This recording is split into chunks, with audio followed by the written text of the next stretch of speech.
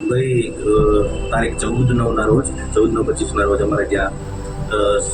સોનગઢ જિલ્લાના એક 13 વર્ષના દીકરી છે. એમણે અહીંયા અમારા સુરત રેલવે પોલીસ સ્ટેશનમાં આવીને હકીકત જણાવેલી કે અમારે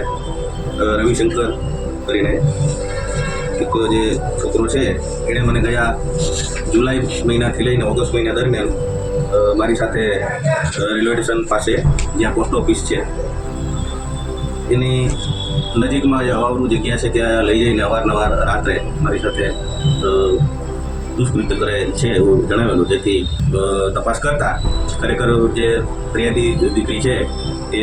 બનેલ હતી અને એમની પાસે જે ફરિયાદી પાસે એક રવિશંકર નામના છોકરાનો મોબાઈલ નંબર હતો. જે આધારે અમે ફરિયાદ દાખલ કરેલ છે અને ફરિયાદીના કહેવા મુજબ આ જે આરોપી છે એ છેલ્લા 1 મહિનાથી એને અવારનવાર આવી રીતે દુષ્કર્મ કરેલ હતું. આરોપીની શોધખોળ કરતા અમને